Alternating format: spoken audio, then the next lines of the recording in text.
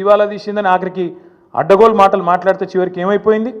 ఇవాళ ఆఖరికి లంచం ఇచ్చి 170 కోట్ల లంచం ఇచ్చి ప్రభుత్వ భూములు తాకట్టు పెట్టి బ్రోకర్లకు పైసలు తెచ్చుకునే దుస్థితి వచ్చింది ఇవాళ తెలంగాణ ప్రభుత్వం యొక్క నిర్వాకం వల్ల. నిన్న ఇంకా గమ్మత్తైన మాట, నేను ఇంట్లో ఉన్నా, ఇక నేను రెస్ట్లో ఉన్నా, నేను వీడియో చూసి పరిశాన్ అయినా, ఇట్లా కూడా మాట్లాడచ్చా అని. ఢిల్లీకి పోతే అపాయింట్మెంట్లు ఇస్తలేరు, చెప్పులు ఎత్తుకపోతారేమో అని చెప్పి కలుస్తలేరు అన్నాడు. అమ్మతోడు చెప్తున్నా ఈ మాట, నేను ఎవరు చెప్పులు ఎత్తుకపోతారట. అరే చెప్పులు ఎత్తుకపోయేటోళ్ళు వేరే పార్టీ వాళ్ళు ఉన్నారు ఇక్కడ, అది వాళ్ళ కథ వేరు. చెప్పులు ఎత్తుకపోయింది నాకు అర్థం కాదు. ఢిల్లీకి పోతే అపాయింట్మెంట్లు ఇస్తలేరు, ఎవరు ఇస్తలేరు? రాహుల్ గాంధీ ఇస్తలేడు, వర కరెక్టే, నీకు ఇయ్యరు కూడా. ఎట్లు ఇస్తారు? నీకు తెలిసిపోయింది నీ కథ అంతా, ఇయ్యరు. ఈ కొత్తగా ఎవరైనా సుట్టపోడు కొత్తగా వస్తేనేమో మర్యాద ఇస్తారు ఎవరైనా సరే, 4 రోజులు ఉంటుంది మర్యాద. ఇక కానీ నువ్వు వచ్చేదేమో ఢిల్లీకి నీ పని మీద వస్తావు, మీ మూటలు మోసుకపోయేందుకు 40, 42, 43 సార్లు పోతావు ఇప్పటికీ. అందులోనట ఈయన ఎకానమీ క్లాస్లో పోతుండట. బా ఫోటోలు మొత్తం బయట పెడతాం, ప్రైవేట్ ఫ్లైట్లు, బిజినెస్ క్లాసులు, మీ ట్రిప్పులు మొత్తం ఫోటోలు బయట పెడతాం, సోషల్ మీడియాలో ఇప్పటికీ జరుగుతున్నాయి, మళ్ళీ పెడతాం. అరే గింత అన్యాయం మాటలు మాట్లాడతారు. 43 సార్లు ఢిల్లీకి పోతివి, 43 పైసలు లేకపోతివి, ఏముంటుంది ఇజ్జత్ నీకు ఢిల్లీ మార్కెట్లో? వీడు ఊకొత్తాడు పోతాడు, ఎందుకు ఇవ్వాలి మీకు అపాయింట్మెంట్? ఇస్తలేరు, ఏం చేయాలి మరి? నువ్వు మూటలు మోసినందుకు వస్తున్నావు ఢిల్లీకి, రాహుల్ గాంధీకి మూటలు ఇస్తున్నందుకు వస్తున్నావు, మొదలు మర్యాద ఉంటుంది. ఇక ఆఖరికి దొంగలెక్కనే చూస్తారు. వాస్తవం ఏంది? కేసీఆర్ గారేమో అప్పు చేస్తే 4,17,000 కోట్లు 10 ఏళ్లలో, సంవత్సరానికి 41,000 కోట్లు అప్పు చేస్తే కేసీఆర్ గారు ఏం చేసిండ్రు? ఒక్కొక్క ఇటుక పేర్చుకుంటా రాష్ట్రానికి శాశ్వతంగా పనికొచ్చే నిర్మాణాలు చేపట్టిండు. మరి మీరేం చేస్తున్నారు అంటే, ఒక్క ఇటుక పెట్టినవా ఎక్కడన్నా? ఒక ఇందిరా మిల్లు కట్టినవా? ఒక కాలువ కట్టినవా? ఒక ప్రాజెక్టు కట్టినవా? హైదరాబాద్లో ఒక కొత్త బిల్డింగ్ కట్టినవా? ఏవిలో ప్రజలకు పనికొచ్చి ఒక పని చేసినవా? చేయలే. మరి నేను ఇంకొక మాట అడుగుతున్నా, ప్రజలన్నీ గమనిస్తున్నారు. రాష్ట్రమేమో దివాలా తీసిందంటావు, రాష్ట్రం దివాలా తీసిందని దివానా మాటలు మాట్లాడతావు. మరి మీ కుటుంబం ఆస్తులు ఎట్లా పెరుగుతున్నాయి? అనుముల రేవంత్ రెడ్డి గారి కుటుంబం ఆస్తులు ఎట్లా పెరుగుతున్నాయి? నువ్వు అదన్నా చెప్పు సీక్రెట్ మాకు. మీరు ముఖ్యమంత్రి కాగానే మీ అనుముల ఫార్ములా సీక్రెట్ సాస్ ఏదైతుందో అదేదో మా ప్రభుత్వానికి మొత్తం ప్రజలకు కూడా చెప్తే మంచిది కదా.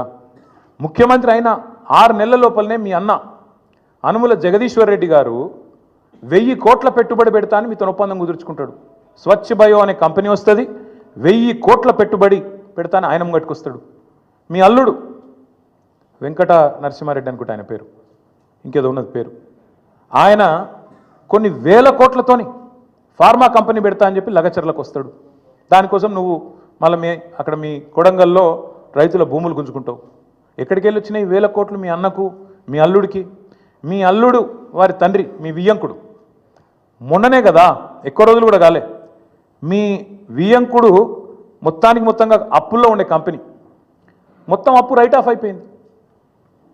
మీరు అధికారంలోకి రాగానే మీ వియ్యంకుడి కంపెనీ యొక్క అప్పులన్నీ రైట్ ఆఫ్ అయిపోయినాయి కేంద్ర ప్రభుత్వం దయతోని.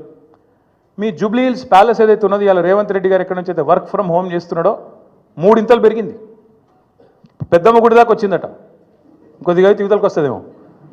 2,000 ఎకరాలు కొన్నాడు 4th సిటీ దగ్గర, మొత్తం వెల్దండ నుంచి మొదలు పెడితే 4th సిటీ దాకా 2,000 ఎకరాలు వీళ్ళ బినామీలు, వీళ్ళ కుటుంబ ఆస్తులు పెరిగినాయి. 10 లక్షలు కూడా పెట్టుబడి లేని నీ బామ్మర్ది సృజన్ రెడ్డి 1,137 కోట్ల కాంట్రాక్ట్ వచ్చింది. నీ అల్లుడు ఆస్తి పెరుగుతుంది, నీ బామ్మర్ది ఆస్తి పెరుగుతుంది, నీ కొండలరెడ్డి ఆస్తి పెరుగుతుంది, తిరుపతి రెడ్డి ఆస్తి పెరుగుతుంది, నీ వియంకున అప్పులు రైట్ ఆఫ్ అవుతాయి, నీ ఇల్లు 3 ఇంతలు పెరుగుతుంది, కానీ రాష్ట్రం మాత్రం సంకనాకిపోతుంది, దివాలా అయిపోతుంది. ఎట్లయితుంది మరి ఇది? అందుకే మేము అంటున్నాం, ఈ సీక్రెట్ అంతా చెప్పండి మాకు కూడా, రాష్ట్రానికి చెప్పండి.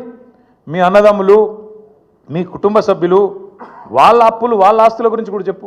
ఎట్లా పెడుతున్నారు సడన్గా పెట్టుబడులు పెద్ద ఎత్తున? అవి కూడా బయట పెట్టు. తెలంగాణ ఆస్తులు తగ్గుతున్నాయి ఎట్లా, అనుముల కుటుంబం ఆస్తులు పెరుగుతున్నాయి ఎట్లా ఖచ్చితంగా చెప్పాలి. కేసీఆర్ గారు తెచ్చిండు, 4,17,000 కోట్ల అప్పు తెచ్చిండు. ఏం చేసిండు కేసీఆర్? ఒక కాళేశ్వరం కట్టిండు, శాశ్వతంగా తెలంగాణకు కల్పతరువు లాంటి ప్రాజెక్టు కట్టి తెలంగాణను పంజాబ్ కంటే హర్యానా కంటే ముంగట నిలబెట్టిండు. వరి ధాన్యం ఉత్పత్తిలో నంబర్ 1 చేసిండు భారతదేశంలో కేసీఆర్. 90% పాలమూరు వలసల జిల్లాగా పేరుపడ్డ పాలమూరు రంగారెడ్డి ఎత్తిపోతల పథకాన్ని 90% పూర్తి చేసి ఒక పంపు కూడా ఆన్ చేసి మీ చేతుల్లో పెట్టిండు. 17 నెలలైంది, ఆ మిగతా 10% కూడా పూర్తి చేయలేని అసమర్థుడివి నువ్వు. కేసీఆర్ గారు అప్పు చేసిండు, కానీ ఇంటింటికి నల్లబెట్టి నీళ్ళు ఇచ్చిండు, దగ్గర దగ్గర 30,000 కోట్లతోనే ఆ ప్రాజెక్టు పూర్తి చేసిండు.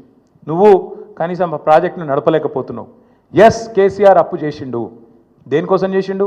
1,00,000 కోట్లు పెట్టి తెలంగాణ ఏదైతే విద్యుత్ లోటుతోని ఆగమాగమైతుండేనో ఆ విద్యుత్ లోటుతో ఆగమాగమైన తెలంగాణను ఇలా 24 గంటల వెలుగు జిలుగుల తెలంగాణగా కేసీఆర్ గారు మార్చిండు.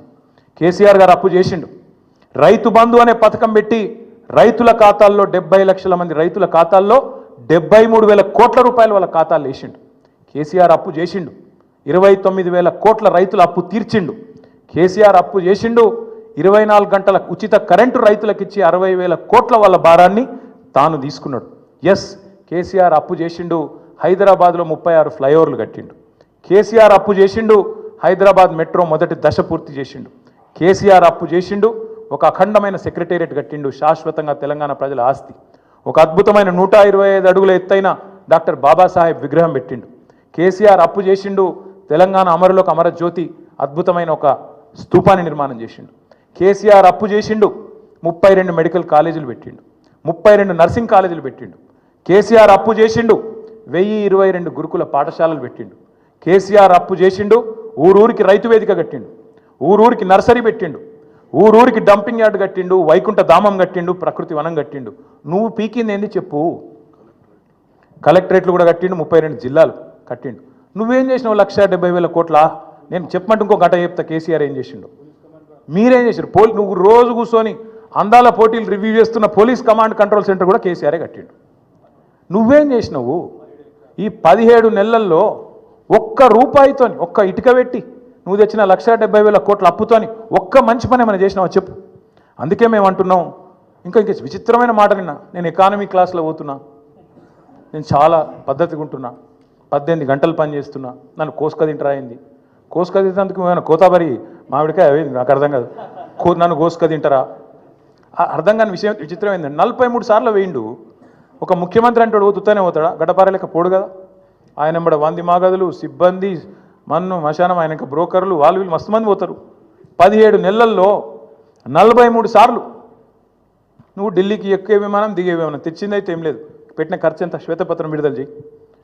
17 నెలల్లో నీ మంత్రులు నల్గొండకు పోయితే కిరికెళ్ళి 100 కిలోమీటర్లు పోయితే కూడా షేర్ ఆటో వాడినట్టు వాడుతారు హెలికాప్టర్ని. చూస్తలేరా మీరు?